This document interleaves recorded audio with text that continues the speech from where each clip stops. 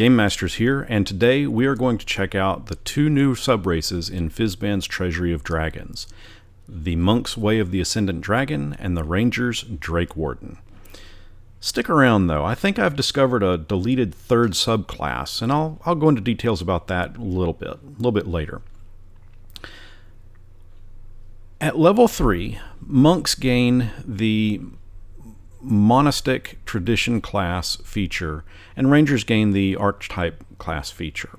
Fizban's offers up two new options for those class features, so let's check them out. Monks. When I read this section for the Way of the Ascendant Dragon, I immediately am reminded of the movie The Last Dragon, in which a martial artist named Leroy tries to attain the level of a dragon master. And now I've got that song stuck in my head, and I'll have to watch that movie. But that's basically what this monk subclass is.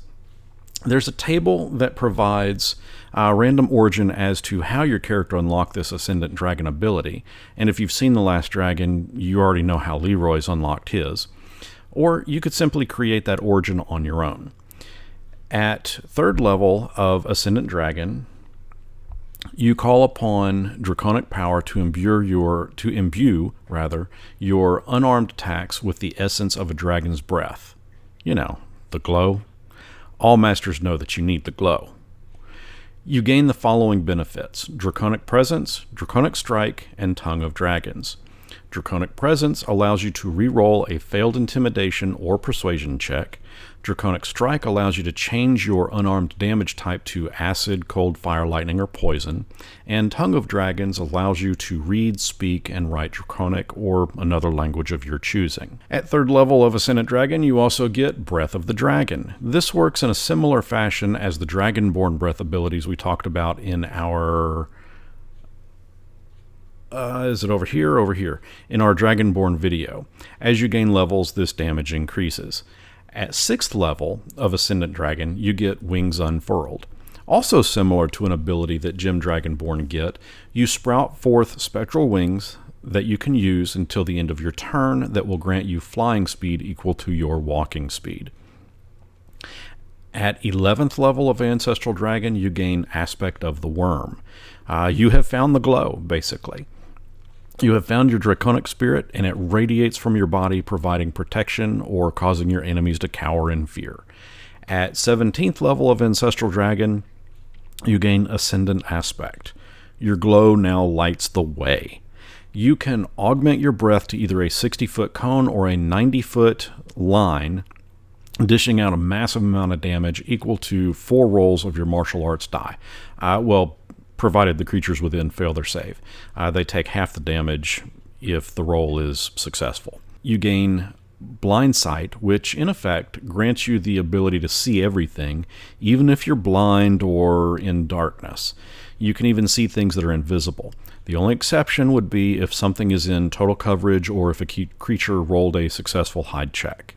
Lastly, you gain Explosive Fury. In essence, your aura explodes, dishing out massive damage. Creatures caught this way must roll dexterity save, else they take a whopping 3d10 damage of your choice, being acid, fire, lightning, cold, or poison. Ready to talk Ranger Drakewardens? This one reminds me a lot of Khaleesi, you know, Daenerys Targaryen from Game of Thrones. Not so much because of her exactly, but because as a ranger you get a draconic spirit companion that can materialize into a physical form.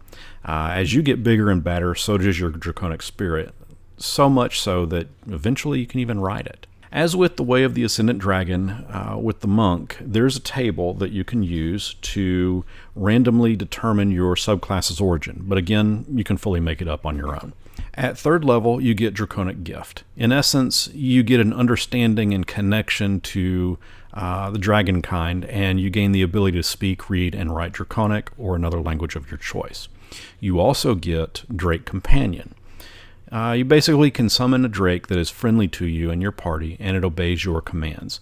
The book provides a basic stat block for the drake, but it's going to evolve over time, so I'm highly recommending that you make one up and keep track of it as it evolves. At 7th level of Drakewarden, you get Bond of Fang and Scale. Basically, your bond with the Drake is stronger. It's got wings now and it can fly. You can also have it grow to medium size, and if you are of medium size or smaller, you can use it as a mount, although it won't be able to fly while you ride it. Its bite attack deals an extra 1d6 damage based on its essence, whether it's acid, fire, poison, etc. And you gain resistance to the damage type of your Drake's essence. At 11th level of Drakewarden, you gain Drake's Breath. As an action, you can breathe out a 30-foot cone. Again, this is acid, fire, etc. And each creature in that cone needs to make a dexterity save, else they take 8d6 damage. I'm going to repeat that. 8d6 damage. This damage increases as you gain levels. At 15th level of Drakewarden, you now have a perfected bond with your Drake. Its bite attack deals an extra 1d6 for a total of 2d6 now, damage based on its essence, and it grows to a large size and can now fly with you on its back. It also gains reflective resistance, which in essence you can shift the type of resistance that you and your Drake have. Now, at the beginning of this video, I mentioned that I think I found something that indicates a third subclass. For whatever reason, they removed it from Fizban's Treasury of Dragons. That subclass was for the sorcerer class. My evidence? Check out this little section. It reads, sorcerers whose magic come from draconic origin, rangers with a Drake companion, and monks who learn the ways of Dragonmasters. While the rest of this section details how other classes can also handcraft subclasses with their own connections to draconic abilities, this section specifically calls out sorcerers. I'm just betting that some version of Fizban's originally had a third subclass where it was detailed out specifically for sorcerers. As I mentioned, any class can have ties to draconic abilities. The remainder of this chapter talks about those ties and provides feats to help tie in with classes not specifically mentioned in Fizban's, being rangers or monks.